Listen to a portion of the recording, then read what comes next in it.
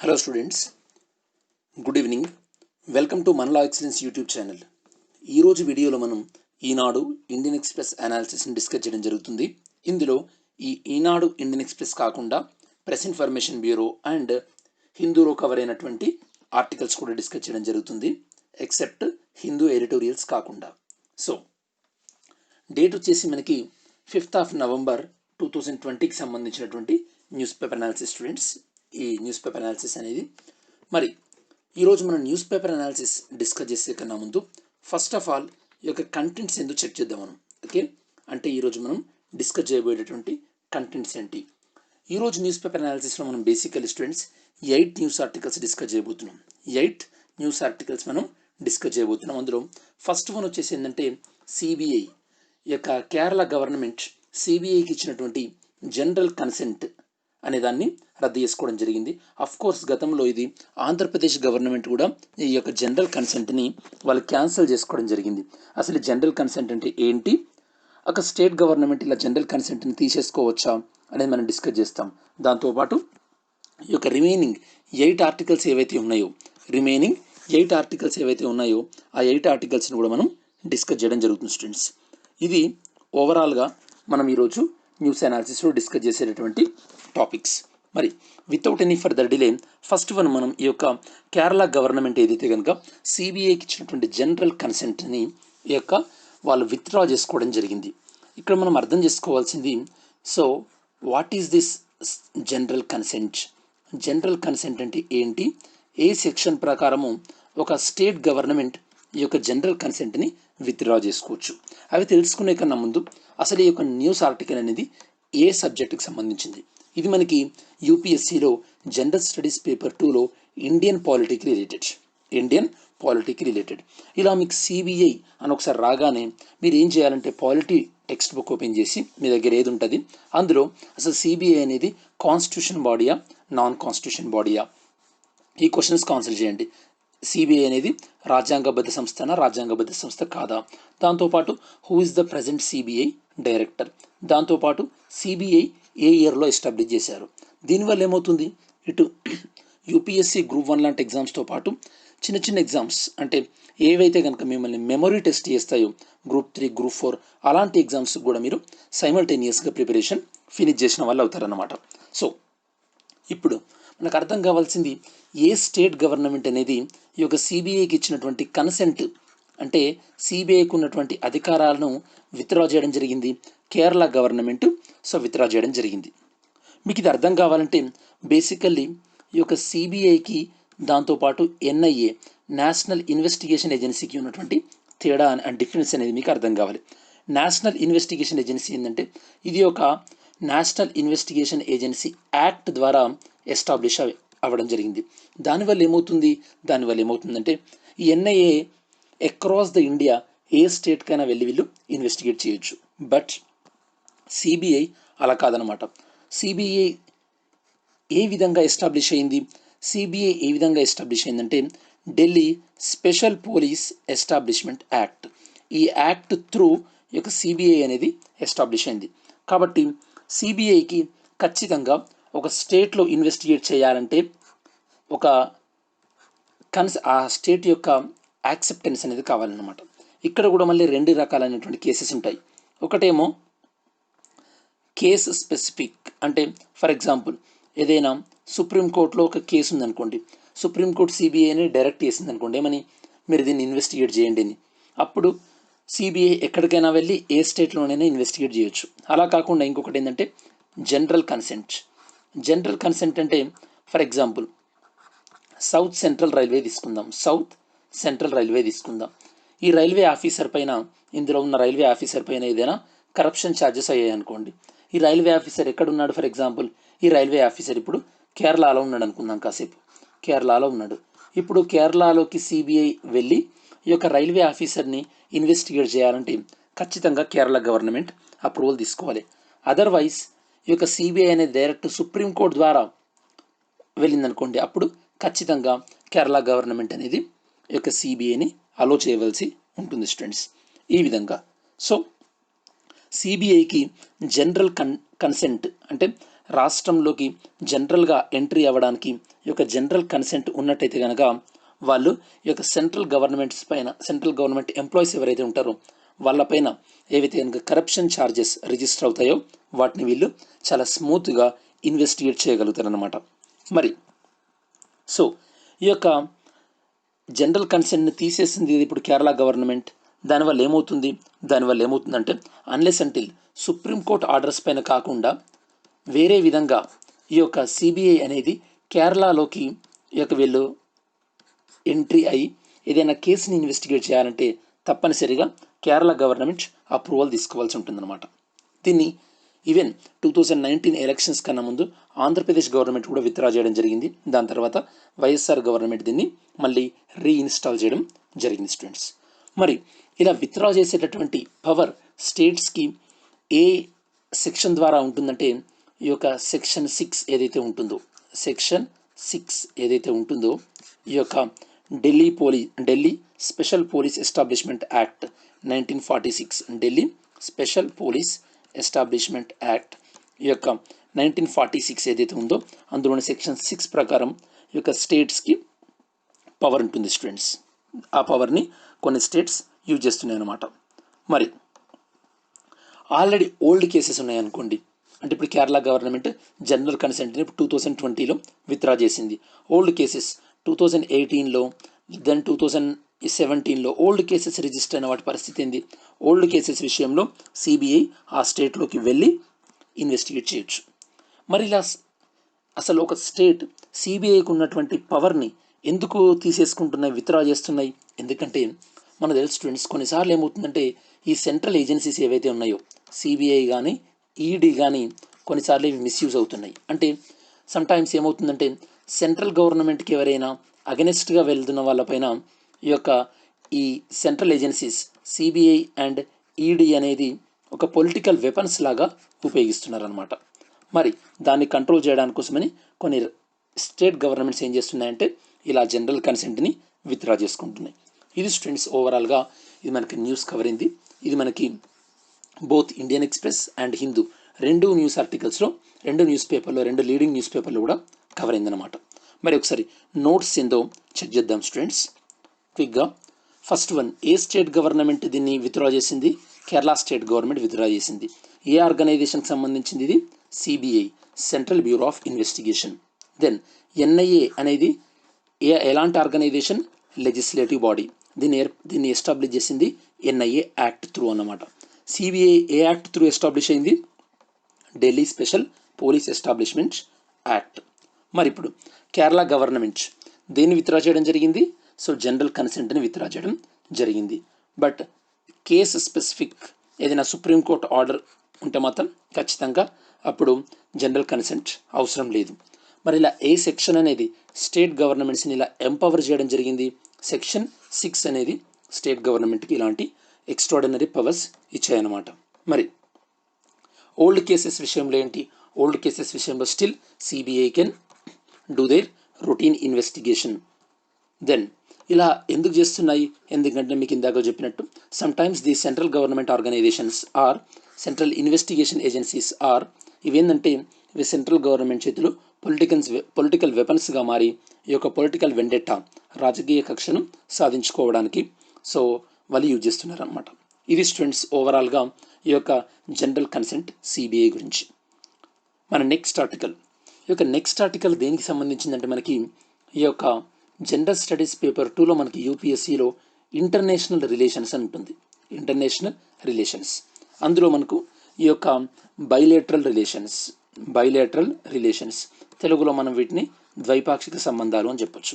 మరి ఈ ఆర్టికల్లో మనం ఇండియా యుఏఈ మధ్యలో జరిగినటువంటి high level joint task force on investments, అంటే ఇన్వెస్ట్మెంట్స్ గురించి ఒక జాయింట్ టాస్క్ ఫోర్స్ని ఇదివరకు మనం ఏర్పాటు చేసుకోవడం జరిగింది. సో ఆ యొక్క జాయింట్ టాస్క్ ఫోర్స్ ఏదైతే కనుక మనం 2012లో ఎస్టాబ్లిష్ చేసుకున్నామో ఆ 2012లో మనం ఎస్టాబ్లిష్ చేసుకున్నటువంటి joint task force both India and UAE joint task force మధ్యలో డిస్కషన్స్ అనేవి అండ్ జరిగాయి స్టూడెంట్స్. సో ఈ జాయింట్ టాస్క్ ఫోర్స్ అనేది ఇప్పుడు ఈ రెండు కంట్రీస్ మధ్యలో ఆల్రెడీ మనం కాంప్రెహెన్సివ్ స్ట్రాటజిక్ పార్ట్నర్షిప్ అనే దాన్ని ఒకటి మనం సైన్ చేసుకోవడం జరిగింది. అంటే ఈ యొక్క కాంప్రహెన్సివ్ స్ట్రాటజిక్ పార్ట్నర్షిప్ అంటే ఏంటంటే మనం ఏ కంట్రీతోనైతే కనుక ఇలా సిఎస్పి అనేది సైన్ చేస్తున్నామో దానివల్ల ఏమవుతుందంటే ఆ రెండు కంట్రీస్ మధ్యలో ఇన్వెస్ట్మెంట్ అనేది ఆపర్చునిటీస్ పెరుగుతాయి. దాంతోపాటు ఆ రెండు కంట్రీస్ మధ్యలో ట్రేడ్ అండ్ కామర్స్ అనేవి కూడా పెరిగే అవకాశం ఉంటుందన్నమాట. దాంతోపాటు సో మనం ఇదివరకు యుఏఈతోని ఈ డిస్కషన్ అంతా కూడా యుఏఈతోని ఇదివరకు మనం యుఏఈ ప్లస్ అనేటటువంటి అగ్రిమెంట్ని కూడా సో సైన్ చేసుకోవడం జరిగింది. ఈ యుఏఈ ప్లస్ ఏంటంటే ఇది ఒక స్పెషల్ డెస్క్ అనమాట. అంటే ఇందులో ఈ యొక్క అరబిక్ మాట్లాడేటటువంటి ఆఫీసర్స్ ఉండి వీళ్ళు ఏంటంటే యుఏఈ బిజినెస్ మెన్స్కి ఇండియాలో ఇన్వెస్ట్మెంట్స్ గురించి హెల్ప్ చేస్తారు. దాంతోపాటు సో బోత్ కంట్రీస్ కూడా ఒక టాస్క్ ఫోర్స్ మెకానిజంను కూడా ఏర్పాటు చేసుకున్నాయి. టాస్క్ ఫోర్స్ మెకానిజం దేనికి సంబంధించింది? Task force mechanism. ఈ టాస్క్ ఫోర్స్ మెకానిజం దేనికి సంబంధించిందంటే ఇన్ కేస్ ఎవరైనా సరే యుఏఈ ఇన్వెస్టర్స్ ఇండియాలో ఏమైనా ఛాలెంజెస్ ఏవైనా సవాళ్ళు ఎదుర్కొంటే కనుక వాళ్ళకి హెల్ప్ చేసేటటువంటి టాస్క్ ఫోర్స్ ఇది. మరి ఓవరాల్గా ఈ యొక్క జాయింట్ టాస్క్ ఫోర్స్ అనేది 2012లో ఏర్పడింది. It is a part of comprehensive strategic partnership. Comprehensive strategic partnership వల్ల ఏమవుతుంది? లైక్ ట్రేడ్ అండ్ కామర్స్ అనేవి ఇంప్రూవ్ అవుతాయి రెండు నేషన్స్ మధ్యలో. అండ్ మోర్ ఓవర్ మనం యుఏఈ వాళ్ళతోని UAE plus and task force mechanism అనే దాన్ని కూడా మనం సైన్ చేసుకోవడం జరిగింది.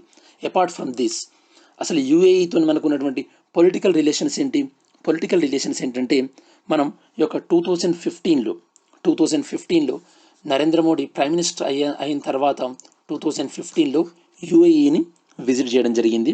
అప్పుడే మనకి ఈ యొక్క కాంప్రహెన్సివ్ స్ట్రాటజిక్ పార్ట్నర్షిప్ ఏదైతే ఇందాక మీకు చెప్పానో ఆ యొక్క కాంప్రహెన్సివ్ స్ట్రాటజిక్ పార్ట్నర్షిప్ గురించి డిస్కషన్స్ మనం ఇనిషియేట్ చేయడం జరిగింది. దాని తర్వాత ఈ యొక్క యుఏఈలో ఉన్నటువంటి అబుదాబి ప్రిన్స్ ఇండియాని విజిట్ చేయడం జరిగింది.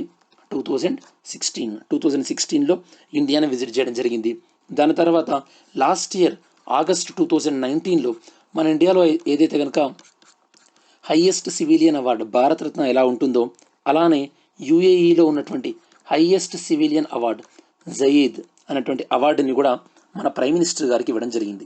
ఇది ఓవరాల్గా అంటే దీన్ని బట్టి మనకి ఏమర్థమవుతుందంటే ఇండియాకి యుఏఈకి మధ్యలో చాలా కార్డియల్ రిలేషన్స్, చాలా ఫ్రెండ్లీ రిలేషన్స్ ఉన్నాయని చెప్పేసి మనం సో అర్థం చేసుకోవచ్చు.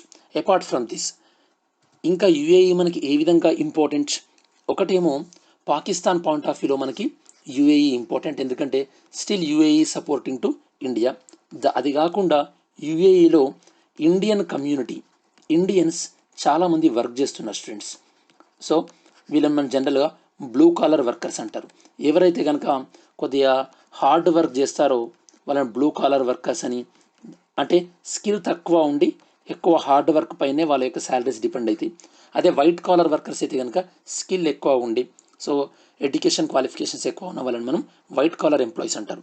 ఇండియా నుంచి ఎక్కువ white collar employees western Europe కానీ లేదా యుఎస్ఏ, ఆస్ట్రేలియాలో అక్కడ ఎక్కువ ఎంప్లాయీస్ ఉన్నారు. అదే బ్లూ కాలర్ ఎంప్లాయీస్ ఎక్కువ ఇండియా నుంచి గల్ఫ్ కంట్రీస్కి వెళ్ళారు స్టూడెంట్స్.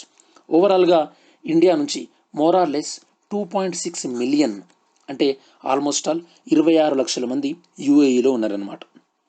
రీసెంట్గా మనం ఈ యొక్క గల్ఫ్ కోఆపరేషన్ కౌన్సిల్ జీసీసీ ఇందులో కూడా యుఏఈ ఒక మెంబర్ అనమాట. వీళ్ళని మనం అడగడం జరిగింది. ఏమని అడిగాం? In case COVID-19 related restrictions మీరు తగ్గిస్తే కనుక మళ్ళీ తిరిగి మా ఇండియన్స్ని మీరు ఎంప్లాయ్మెంట్కి తీసుకోండి అని మనం రిక్వెస్ట్ కూడా చేయడం జరిగింది. సో ఈ పాయింట్ ఆఫ్ వ్యూలో కూడా మనకి యుఏఈ చాలా చాలా ఇంపార్టెంట్.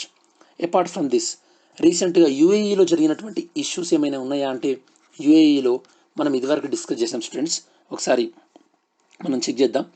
సో ఎప్పుడైతే కనుక ఈవెన్ మన ఇండియాలో పుల్వామా అటాక్ అనేది అయిందో దాని తర్వాత ఆర్గనైజేషన్ ఫర్ ఇస్లామిక్ కోఆపరేషన్ అనే మీటింగ్ జరిగింది.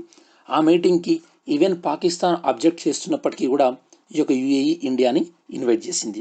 దాని తర్వాత ఈ యొక్క యుఏఈ సో అరబ్ కంట్రీస్లోనే ఫస్ట్ టైం ఒక న్యూక్లియర్ పవర్ ప్లాంట్ని వీళ్ళు స్టార్ట్ చేయడం జరిగింది. స్టూడెంట్స్ అరబ్ కంట్రీలో for the first time. So జనరల్గా అరబ్ కంట్రీస్ ఎక్కువ ఫాజిల్ ఫ్యూయల్ పైనే డిపెండ్ అయి ఉంటారు. ఈవెన్ యుఏఈ వాళ్ళు ఈ యొక్క యుఏఈ మార్స్ మిషన్ అనే దాన్ని కూడా వీళ్ళు లాంచ్ చేయడం జరిగింది. జపాన్ నుంచి లాంచ్ చేశారు. దీని పేరు హోప్ అన్నటువంటి మిషన్ చెప్పాను నేను మీకు. దాంతోపాటు యుఏఈ ఇజ్రాయిల్ వాళ్ళతోని ఈ యొక్క అబ్రహం అకార్డ్ అన్నదాన్ని కూడా సైన్ చేయడం జరిగింది, అబ్రహం అకార్డ్స్. సో ఇది స్టూడెంట్స్ ఓవరాల్గా యుఏఈకి సంబంధించినటువంటి డెవలప్మెంట్స్. మనం ఒకసారి క్విక్గా నోట్స్ చెక్ చేద్దాం. ఇది మీకు Arab peninsula, Arab countries. So రీసెంట్గా మనం ఏ కంట్రీస్తోని ఈ యొక్క ఇన్వెస్ట్మెంట్ టాస్క్ ఫోర్స్ అనేది మీటింగ్ చేశారు? India, UAE. ఈ మీటింగ్ ఏ రెండు గ్రూప్స్ మధ్య జరిగింది? Joint task force on investments. ఈ జాయింట్ టాస్క్ ఫోర్స్ని ఎప్పుడు క్రియేట్ చేసాం? మనం 2012లో క్రియేట్ చేసాం. మనం యుఏఈతోని కాంప్రహెన్సివ్ స్ట్రాటజిక్ పార్ట్నర్షిప్ ఎప్పుడు అగ్రిమెంట్ చేసుకున్నాం? 2017లో అగ్రిమెంట్ చేసుకోవడం జరిగింది. దాంతోపాటు యుఏఈ ఇన్వెస్ట్మెంట్ ఇండియాలో ఈజీగా ఉండడానికి మనం క్రియేట్ చేసినటువంటి 2 ప్లాట్ఫామ్స్ ఉన్నాయి. అవి ఏంటంటే ఒకటి వచ్చేసి యుఏఈ ప్లస్, రెండవది the fast track mechanism. Apart from this, so మీకు ఇందాక చెప్పినట్టు Indian prime minister visited to UAE in 2015 and Abu Dhabi prince visited to India in 2016 and in 2019 UAE వాళ్ళు ఏమనౌన్స్ చేశారు?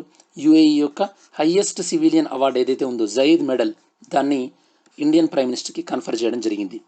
అండ్ ఇండియన్ కమ్యూనిటీకి యుఏఈ చాలా ఇంపార్టెంట్, ఎందుకంటే approximately 26 lakhs of Indian community are working in UAE. And రీసెంట్గా మనం Gulf cooperation కౌన్సిల్ని కూడా request చేయడం జరిగింది. ఓకే, మన ఇండియన్ ఎంప్లాయీస్ యొక్క ఎంప్లాయ్మెంట్ ఆపర్చునిటీస్ గురించి, యుఏఈలో జరిగినటువంటి డెవలప్మెంట్స్ మీద గురించి డిస్కస్ చేయడం జరిగింది. యుఏఈ రీసెంట్గా world's first nuclear plant, Arab కంట్రీస్లో ఫస్ట్ న్యూక్లియర్ ప్లాంట్ని వీళ్ళు స్టార్ట్ చేశారు. దాంతోపాటు హోప్ మిషన్ని కూడా వీళ్ళు క్యారీ అవుట్ చేయడం జరిగింది. అండ్ ఇజ్రాయెల్తో అబ్రహం అకార్డును కూడా సైన్ చేసుకోవడం జరిగింది.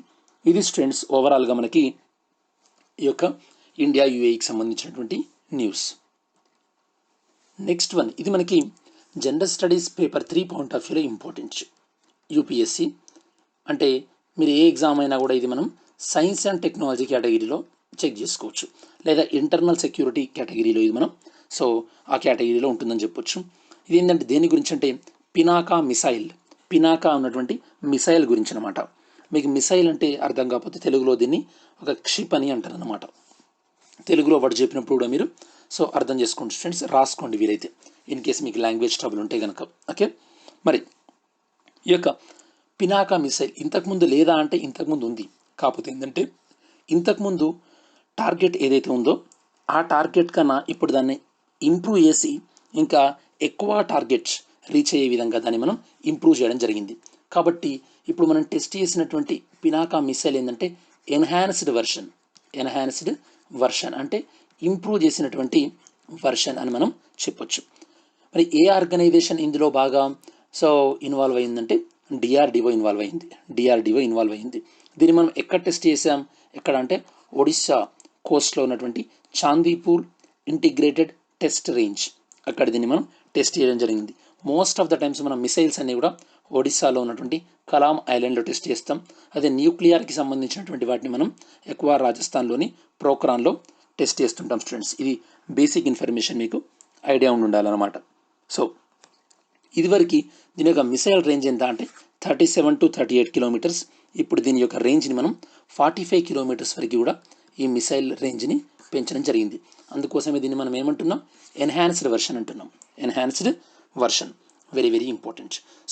ఒకసారి క్విక్గా నోట్స్ ఏందో చెక్ చేద్దాం. ఇది మనకి జిఎస్ పేపర్ 3 పాయింట్ ఆఫ్ వ్యూలో సైన్స్ అండ్ టెక్నాలజీలో వెరీ వెరీ ఇంపార్టెంట్. మీకు చెప్పినట్టు ఇది మనకి ఈ missile parent students Pinaka missile. ఇదేంటిది? ఎన్హాన్స్డ్ వెర్షన్ అంటే ఇంప్రూవ్ చేసినటువంటి వర్షన్ అన్నమాట. దీన్ని మేము ఎక్కడ టెస్ట్ చేసాం? Integrated test range in Chandipur in Odisha state. ఇంతకుముందు ఉన్న దానికన్నా ఇప్పుడు దీని యొక్క పర్ఫార్మెన్స్ అనేది ఇంకా దీని యొక్క లాంగ్ రేంజ్ అనేది పెంచడం జరిగింది. దాంతోపాటు దీన్ని డెవలప్ చేసినటువంటి ఆర్గనైజేషన్స్ ఏంటి? డిఆర్డిఓ పూణే, డిఆర్డిఓలో ఉన్నటువంటి ఆర్గనైజేషన్స్ ఏవైతే ఉందో armament research and development establishment and high energy material research laboratory, వీళ్ళు దీన్ని డెవలప్ చేయడం జరిగింది. ఇది స్టూడెంట్స్ ఓవరాల్గా. నెక్స్ట్ మనం డిస్కస్ చేయబోయేది ఫ్యూచర్లో ఏదైతే కనుక కరోనా లాంటి ఇప్పుడు డిసీజ్ వచ్చిందో ఇలాంటి ఫ్యూచర్లో ఎక్కువ వచ్చే అవకాశం ఉందని ఒక రిపోర్ట్ చెప్తున్నారు. మనం డీటెయిల్గా డిస్కస్ చేస్తాం. ఈ రిపోర్ట్ మీకు అర్థం కావాలంటే బేసికల్లీ ఫస్ట్ ఆఫ్ ఆల్ ఇది మనకి చూడంగానే చెప్పొచ్చు, ఇది మనకి యూపీఎస్సీలోని ఈ యొక్క జిఎస్ పేపర్ 3 ఏదైతే ఉందో ఇందులో మనకి సైన్స్ అండ్ టెక్నాలజీ ఎస్ఎన్టీ ఏదైతే ఉందో దానికి రిలేటెడ్. ఫస్ట్ థింగ్, ఈ న్యూస్ పేపర్లో మనం ఈ ఆర్టికల్లో మనం 2 వర్డ్స్ చాలా ఫ్రీక్వెంట్గా యూజ్ చేస్తుంటాం. అదేంటంటే pandemic disease and epidemic disease. Pandemic disease and epidemic disease ఇవి 2 మనం చాలా ఫ్రీక్వెంట్గా యూజ్ చేస్తుంటాం. పాండమిక్ అంటే ఏదైతే ఉందో అంటే ఏదైనా న్యూ డిసీజ్, ఫస్ట్ కేటగిరీ ఏంటి, న్యూ డిసీజ్ అయి ఉండాలి. అది ఏ డిసీజ్కి అయితే కనుక మనకి హ్యూమన్ బీయింగ్కి ఇమ్యూనిటీ ఉండదో ఆ న్యూ డిసీజ్ ఏదైనా సరే వరల్డ్ వైడ్ మొత్తం కూడా ఈ యొక్క స్ప్రెడ్ అయితే కనుక వరల్డ్ వైడ్ మొత్తం కూడా స్ప్రెడ్ అయితే కనుక దాన్ని మనం ఏమంటాం, పాండమిక్ డిసీజ్ అంటాం. పాండమిక్ మీన్స్ వరల్డ్ వైడ్ అయి ఉండాలి, అది న్యూ డిసీజ్ అయి ఉండాలి, దానికి ఇప్పటివరకు మన దగ్గర వ్యాక్సినేషన్ కానీ ఇమ్యూనిటీ కానీ లేనట్టయితే దాన్ని మనం పాండమిక్ అంటాం. మరి ఎపిడమిక్ అంటే ఏంది? ఎపిడమిక్ అంటే ఏంటంటే ఏదైనా ఒక పర్టిక్యులర్ ఏరియాలో, అంటే ప్రపంచం మొత్తం కాదు, ఏదైనా ఒక పర్టిక్యులర్ ఏరియాలో ఒక డిసీజ్ లేదా ఏదైనా ఒక పర్టిక్యులర్ ఏరియాలో పర్టిక్యులర్ పీపుల్లో ఏదైనా ఒక డిసీజ్ బాగా స్ప్రెడ్ అయినట్టయితే దాన్ని మనం ఏమంటామంటే ఎపిడమిక్ అంటాం. మరి ఇప్పుడు మనం డిస్కస్ చేయబోయే టాపిక్ ఏంటంటే ఒక ఆర్గనైజేషన్ పేరు చెప్తాను స్టూడెంట్స్. ఆర్గనైజేషన్ పేరు ఏంటంటే ఐపీబీఎస్. ఐపీబీఎస్ ఇది మనకి ఈ యొక్క ఇండియన్ ఎక్స్ప్రెస్లో వచ్చినటువంటి ఆర్టికల్. ఐపీబీఎస్ అంటే ఇంటర్ గవర్నమెంటల్, ఐ అంటే inter governmental science policy, P stands for Policy Platform on B Biodiversity and Ecosystem. అంటే inter governmental science policy on biodiversity and echo systems. ఈ ఆర్గనైజేషన్ వాళ్ళు ఏం చెప్తున్నారంటే ఫ్యూచర్లో ఈ యొక్క కరోనా లాంటి ఈ పాండమిక్స్ అనేవి ఎక్కువ వచ్చే అవకాశం ఉంది అని వీళ్ళు రిపోర్ట్లో చెప్తున్నారు స్టూడెంట్స్. మరి ఈ ఆర్గనైజేషన్ ఎస్టాబ్లిష్ చేసింది ఎవరు? యుఎన్ఓ, యునైటెడ్ నేషన్స్ ఆర్గనైజేషన్ వాళ్ళు దీన్ని ఎస్టాబ్లిష్ చేయడం జరిగింది. 2012లో దీన్ని ఎస్టాబ్లిష్ చేశారు స్టూడెంట్స్. ఇది ఏం చెప్తుందంటే ఓవరాల్గా మనం బయోడైవర్సిటీ, దీన్ని మన తెలుగులో జీవ వైవిధ్యత అంటారు అనమాట.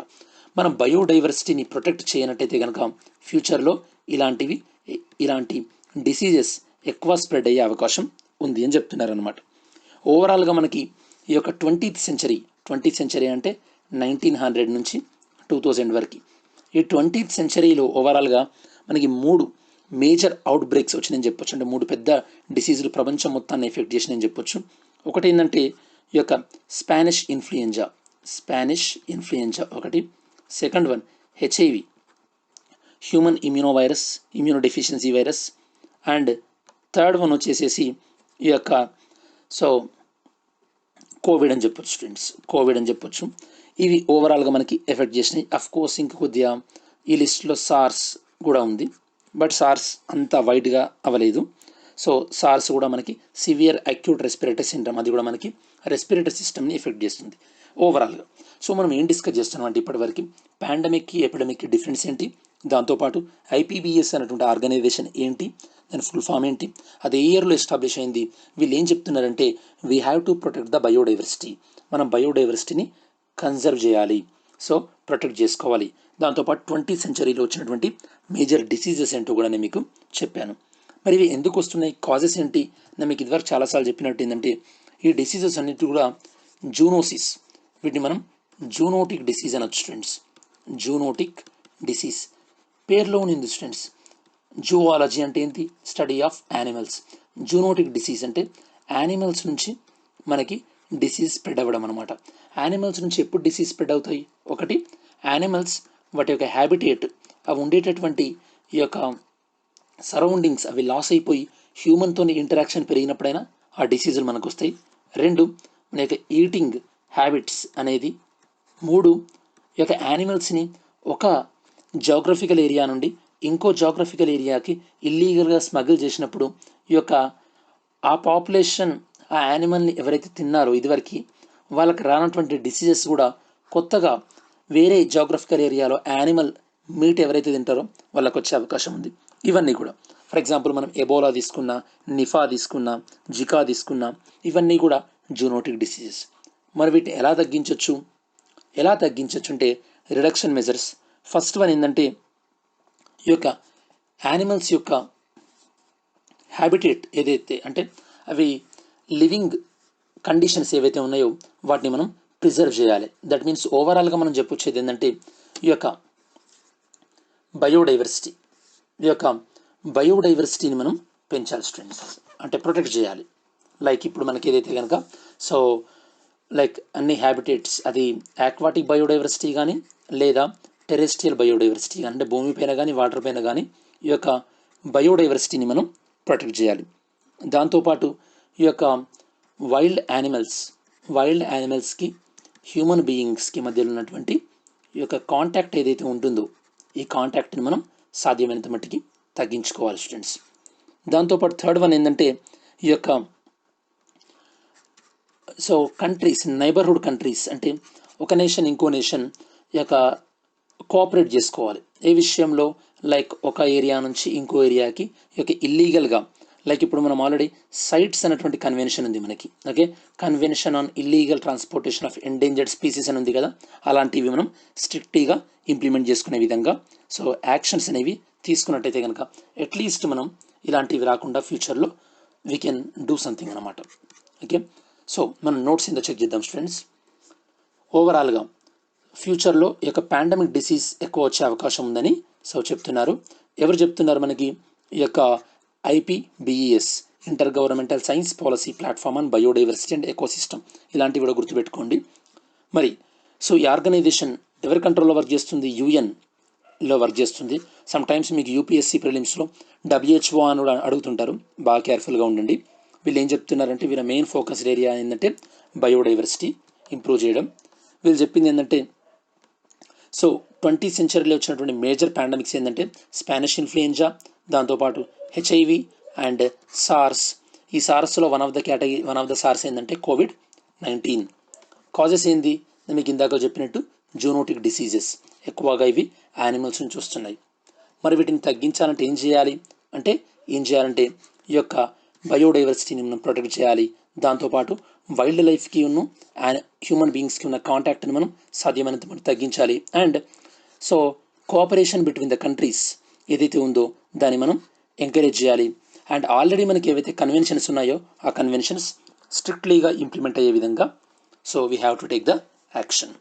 ఇది స్టూడెంట్స్ మనం నెక్స్ట్ ఆర్టికల్ దేని గురించి అంటే మనకి ఈ యొక్క GS పేపర్ 2లో ఈ యొక్క గవర్నెన్స్ గురించి, గవర్నెన్స్ అన్న పాయింట్ ఆఫ్ వ్యూలో ఇంపార్టెంట్. అంటే ఈ యొక్క పరిపాలన, ఇది దేని గురించి అంటే ఫ్రీ లీగల్ అడ్వైస్. మీకు ఐడియా ఉండుంటే కనుక students, DPSP direct principles of state policy మీరు చదివి ఉంటారు కదా, అందులో which article deals with the free legal aid? DPSPలో ఏ ఆర్టికల్ అనేది మీకు ఫ్రీ లీగల్ ఎయిడ్ గురించి చెప్తుంది? మరి సో ఈ ఆర్టికల్లో మనం డిస్కస్ చేయబోయేది ఏంటంటే గవర్నమెంట్ ఆఫ్ ఇండియా ఒక ఫ్రీ లీగల్ ఈ యొక్క కన్సల్టేషన్ని సో స్టార్ట్ చేయడం జరిగింది. Of course it was started in so long back. కాకపోతే ఏమైందంటే అంటే లైక్ 2017లో లాంచ్ చేశారు ఈ ఫ్రీ లీగల్ సర్వీసెస్ అనేది. ఇప్పటికి కూడా చాలామందికి తెలియదు. మరి మొన్న 2020 అక్టోబర్ 30కి ఈ యొక్క ఫ్రీ లీగల్ సర్వీసెస్ ద్వారా ఆల్మోస్ట్ ఆల్ 4 మిలియన్ పీపుల్, అంటే 40 lakhs పీపుల్ బెనిఫిట్ అయినట్టు ఈ యొక్క గవర్నమెంట్ ఆఫ్ ఇండియా అనౌన్స్ చేయడం జరిగింది. ఈ యొక్క టెలీలా, మనం జనరల్గా టెలిమెడిసిన్ అని పేరు వినుంటాం కదా, అంటే through telephone doctors will suggest you regarding the medicine. Tele-Law ఏంటంటే ఈ యొక్క ఫోన్ ద్వారా కానీ లేదా వీడియో కాన్ఫరెన్స్ త్రూ కానీ ఈ యొక్క ఫ్రీ లీగల్ సర్వీసెస్ని సో వాళ్ళు ప్రొవైడ్ చేయడం జరుగుతుంది. సో మరి ఈ టెలీలా ప్రోగ్రాంలో ఇన్వాల్వ్ అయినటువంటి మినిస్ట్రీస్ ఏంటంటే మినిస్ట్రీ ఆఫ్ లా ఒకటి, ఆబ్వియస్లీ మినిస్ట్రీ ఆఫ్ లా. ఇంకొక రెండో మినిస్ట్రీ ఏంటంటే ఈ యొక్క ministry of electronics and information technology. వీళ్ళు ఏంటంటే ఈ రెండు మినిస్ట్రీస్ కలిపి ఏవైతే కనుక లైక్ సో రూరల్ ఏరియాలో కామన్ సర్వీస్ సెంటర్స్ ఏవైతే ఉంటాయో, కామన్ సర్వీస్ సెంటర్స్ అంటే మనం ఈ యొక్క మీ సేవ ఈ సేవ అనొచ్చు, మీ సేవా సెంటర్స్ ఏవైతే ఉంటాయో ఈ మీ సేవా సర్వీసెస్ ద్వారా ఎవరైతే కనుక ఈ యొక్క లాయర్స్ని అఫోర్డ్ చేయలేరు. లైక్ మార్జినలైజ్డ్ కమ్యూనిటీ అంటే వెనుకబడినటువంటి సో పీపుల్ ఎవరైతే ఉంటారో వాళ్ళకి ఈ టెలీ లా త్రూ వాళ్ళకి ఫ్రీ లీగల్ కన్సల్టేషన్ని ప్రొవైడ్ చేయడం జరుగుతుంది స్టూడెంట్స్. మరి మనకు already sustainable development goal number 16 కూడా ఇదే విషయాన్ని చెప్తుంది. ఏంది? పీస్ఫుల్ సొసైటీని ఫామ్ చేయాలి అని చెప్పేసి. అందులో ఇది కూడా ఒక పార్ట్ అని మనం చెప్పొచ్చు. ఎందుకంటే అందరికీ ఎవరైతే కనుక లీగల్ కాస్ట్ని అఫోర్డ్ చేయలేరో వాళ్ళకి ఫ్రీ లీగల్ సర్వీసెస్ ఇవ్వడం ద్వారా we can ensure the peace in the society. దాంతోపాటు దీనివల్ల బెనిఫిట్స్ ఏమవుతుంది? దీనివల్ల బెనిఫిట్ ఏంటంటే ఈ యొక్క పూర్ పీపుల్కి ఈ యొక్క టైం అండ్ మనీ రెండు కూడా సేవ్ అవుతాయి అన్నమాట. And they will not be exploited. వాళ్ళని ఎవరు ఎక్స్ప్లాయిట్ చేయడానికి వీలుండదు. దాంతోపాటు మనం ఏదైతే కనుక legal service authority act, legal services authority act 1987 ఏదైతే మనం ఇందులో సెక్షన్ 12 దేని గురించి ఏం చెప్తుందంటే ఫ్రీ లీగల్ సర్వీస్ చెప్తుంది. అంటే ఈ సెక్షన్ని కూడా మనం ఈ యొక్క ఫుల్ఫిల్ చేయడం జరిగింది ఈ యొక్క సర్వీసెస్ ద్వారా. ఇది స్టూడెంట్స్ ఓవరాల్గా. So let's check the notes. టెలీలా ఓవరాల్గా రీసెంట్గా ఎంతమందికి సర్వీస్ ఇవ్వడం జరిగింది? 4 million, that means 40 lakhs. So ఈ సర్వీసెస్ ఎలా ఇస్తున్నారు? Through common service centers. ఇది ఏ మినిస్ట్రీ యొక్క ఇనిషియేటివ్? Ministry of electronics and IT. బాగా గుర్తుపెట్టుకోండి, ఇనిషియేట్ చేసింది ఎలక్ట్రానిక్స్ మినిస్ట్రీ, ఎందుకంటే ఆ యొక్క సపోర్ట్ సిస్టమ్ అనేది ఉండాలి కాబట్టి. దెన్ దీన్ని ఎప్పుడు మనం లాంచ్ చేయడం జరిగింది? 2017లో దీన్ని లాంచ్ చేయడం జరిగింది స్టూడెంట్స్. బెనిఫిట్స్ ఏంటి? We can save the time and money, and also it is according to the section 12 of the Legal Services Authority Act 1987. ఆ ఆబ్లిగేషన్ కూడా మనం ఫుల్ఫిల్ చేసుకోవడం జరిగింది. ఇది స్టూడెంట్స్ ఓవరాల్గా. ఓకే, సో నెక్స్ట్ మనం డిస్కస్ చేయబోయేది ఈ యొక్క యూపీఎస్సీలో మనకి జిఎస్ పేపర్ 3 పాయింట్ ఆఫ్ వ్యూలో డిజాస్టర్ మేనేజ్మెంట్స్లో ఒక పార్ట్. దాంతోపాటు ఇది మనకి యూపీఎస్సీ జిఎస్ పేపర్ 1లో జాగ్రఫీ పాయింట్ ఆఫ్ వ్యూలో కూడా ఇంపార్టెంట్. ఓకే, ఏంటంటే మనం డిస్కస్ చేయబోయేది ఈ యొక్క హరికేన్. అఫ్ కోర్స్ వీటిని ఒక్కొక్క పేర్లను ఒక్కొక్క జాగ్రఫికల్ ఏరియాలో ఒక్కొక్క నేమ్స్తో వీళ్ళు ఇస్తుంటారు. హరికేన్ అని, టైఫూన్ అని, సైక్లోన్ అని, there is a different thing. ఏదైతే సెంట్రల్ అమెరికాలో ఈ యొక్క లైక్ నికార్గువా ఈ కంట్రీలో ఈ యొక్క హరికేన్ ఎటా అనేది చాలా ఇంటెన్స్గా ఉందన్నమాట. హరికేన్ ఎటా అనేది ఈ ఏరియాలో. మరి ఎగ్జామినేషన్ పాయింట్ ఆఫ్ వ్యూలో మనం ఇంపార్టెంట్ పాయింట్స్ ఏందో చెక్ చేద్దాం. ఫస్ట్ వన్, ఏదైనా సరే సైక్లోన్ అయినా హరికేన్ అయినా వాట్ ఎవర్ ద నేమ్, దాని యొక్క ఇంటెన్సిటీని బట్టి మనం క్లాసిఫై చేస్తామన్నమాట. లైక్ ఇప్పుడు మనం ఎర్త్ క్వేక్ని రెక్టార్ స్కేల్ పైన ఈ యొక్క ఎర్త్ క్వేక్ని మనం క్లాసిఫై చేస్తాం కదా, అలానే ఇక సైక్లోన్ కూడా మనం క్లాసిఫై చేయడం జరుగుతుంది. Let's see about it. 5 కేటగిరీస్గా మనం ఈ యొక్క స్కేల్ని క్లాసిఫై చేయొచ్చు. Depends on the wind speed. అంటే ఈ యొక్క సైక్లోన్ అయినా హరికేన్ అయినా ఇది ఎప్పుడు డేంజరస్ అవుతుంది? దాని యొక్క విండ్ స్పీడ్, అంటే గాలి యొక్క వేగం పెరిగిన కొద్దీ it looks more dangerous. Wind speed అనేది ఈ ఫస్ట్ బ్రాకెట్లో ఉంటేనైతే కనుక category 1, 96 to 110 miles per hour అయితే కనుక కేటగిరీ 2. ఇప్పుడు కేటగిరీ 3లో ఉందన్నమాట ఈ యొక్క హరికేన్. మనం ఏదైతే డిస్కస్ చేస్తున్నామో ఎటా అన్నటువంటి హరికేన్ కేటగిరీ 3లో ఉంది. మీకు ఈ క్లాసిఫికేషన్ అనేది ఓవరాల్గా ఐడియా ఉండాలి. దాంతోపాటు మీకు మేజర్గా అర్థం కావాల్సింది ఈ యొక్క నార్దర్న్ హెమిస్ఫియర్, అంటే ఈక్వెటార్కి ఎబోవ్ ఏదైతే ఉందో నార్దర్న్ హెమిస్ఫియర్లో ఈ యొక్క ఎయిర్ రొటేషన్ అనేది మీకు యాంటీ క్లాక్ వైజ్లో ఉంటుంది students. Anticlockwise like because of the Coriolis effect. నేను డీటెయిల్స్లోకి వెళ్ళట్లేదు. అదే సదర్న్ హెమిస్ఫియర్లో అయితే కనుక ఈ యొక్క ఎయిర్ అనేది బేసికల్లీ ఈ యొక్క ఎయిర్ అనేది క్లాక్ వైజ్లో ఉంటుంది స్టూడెంట్స్. ఓకే, నార్దర్న్ హెమిస్ఫియర్లో అయితే కనుక యాంటీ క్లాక్ వైజ్ ఉంటుంది. వేరాజ్ యొక్క సదర్న్ హెమిస్ఫియర్లో అయితే కనుక క్లాక్ వైజ్ ఉంటుంది. Of course how you are looking at అనేది anticlockwise and clockwise ఉంటుంది. బాగా గుర్తుపెట్టుకొని, నార్దర్న్ హెమిస్ఫియర్లో యాంటీ క్లాక్ వైజ్, వేరే సదర్న్ హెమిస్ఫియర్లో క్లాక్ వైజ్ ఉంటుంది. ఒకసారి దీన్ని మనం నోట్స్ చెక్ చేద్దాం స్టూడెంట్స్. హరికేన్ ఇటా అనేది ఎస్పెషల్ ఎక్కడ ఎఫెక్ట్ అయింది? సెంట్రల్ అమెరికాలోని నికార్గువా అన్న కంట్రీ. కేటగిరీ 3 మొన్నటి వరకు, ఇప్పుడు దాన్ని అప్గ్రేడ్ చేయడం జరిగింది. కేటగిరీ 4గా దీన్ని అప్గ్రేడ్ చేయడం జరిగింది. మరి సైక్లోన్ ఎలా ఫామ్ అవుతాయి అనేది మీరు ఒకసారి జియోగ్రఫీ నోట్స్లో చెక్ చేయండి. It's all about so heating of water heat అయినప్పుడు సో వామ్ అయినప్పుడు ఓషన్ పైన ఈ వామ్ అయిన వాటర్ సో పైకి ఎవాపరేట్ అవ్వడం, అక్కడ లో ప్రెషర్ జోన్ క్రియేట్ అవ్వడం, సరౌండింగ్ ఎయిర్ అనేది ఇక్కడ ఫిల్ అవ్వడం, ఇది కూడా హీట్ అయిపోయి సో ఎవాపరేట్ అవ్వడం, ఇలా ఓవరాల్గా క్లౌడ్స్ ఫామ్ అవుతుంది. ఆ ఫామ్ అయినటువంటి క్లౌడ్ ఎప్పుడైతే కనుక ల్యాండ్కి రీచ్ అవుతుందో దాన్ని మనం ఏమంటామంటే ల్యాండ్ ఫాల్ అంటారు.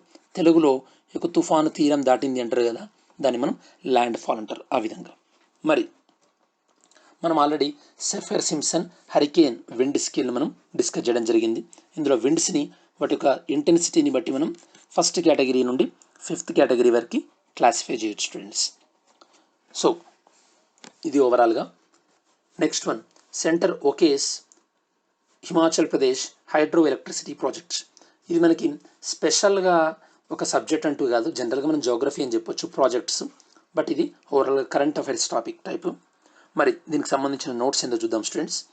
Cabinet committee and economic affairs వీళ్ళు ఏదైతే కనుక 200 వాట్స్ లుహ్రీ హైడ్రో ఎలక్ట్రిక్ ప్రాజెక్ట్, మనకి ఇది ఈ హైడ్రో ఎలక్ట్రిసిటీ ప్రాజెక్ట్ ఏ స్టేట్లో ఉంది అనేది important. And it is related to which river Sutlej related అనమాట, హిమాచల్ ప్రదేశ్లో. ఓకే, దీన్ని ఇంప్లిమెంట్ చేస్తుంది ఎవరంటే సట్లెజ్ జల్ విద్యుత్ నిగమ్ లిమిటెడ్, వీళ్ళు ఆపరేట్ చేస్తున్నారు. దీని యొక్క సిగ్నిఫికెన్స్, దీని వల్ల యూజ్ ఏంటంటే ఇది almost all so annual basis పైన ఒక 750 మిలియన్ ఎలక్ట్రిసిటీ యూనిట్స్ని ప్రొడ్యూస్ చేస్తుంది. అంటే ఇంత ఎలక్ట్రిసిటీ వస్తుందంటే మీనింగ్ ఏంది, మనం ఒక ఫాజిల్ ఫ్యూయల్ కోల్ని అంతగా తగ్గించుకోవచ్చు. అంటే మీనింగ్ ఏంటంటే సో దీనివల్ల మనకి ఈ యొక్క ఎన్విరాన్మెంట్లో ఉండేటటువంటి కార్బన్ ప్రింట్ ఏదైతే ఉంటుందో, కార్బన్ డైఆక్సైడ్ రిలీజ్ తగ్గి ఎయిర్ క్వాలిటీ ఇంప్రూవ్ అవుతుంది ఈ యొక్క రెన్యూబుల్ ఎనర్జీ వల్ల అన్నది. కొన్నిసార్లు ఇందులో ఛాలెంజెస్ ఉంటాయి. ఛాలెంజెస్ ఏంటంటే అప్పుడప్పుడు ఇలాంటి ప్రాజెక్ట్స్ మనం కన్స్ట్రక్ట్ చేయడం వల్ల సమ్ టైమ్స్ ఈ యొక్క జియాలజికల్గా కూడా ప్రాబ్లమ్ అయ్యి ఎర్త్క్వేక్స్ వచ్చే ఛాన్స్ ఉంటుంది. వాటిని అన్నింటినీ కన్సిడర్ చేసుకొని ఇలాంటి ప్రాజెక్ట్స్ని మనం టేకప్ చేయొచ్చు.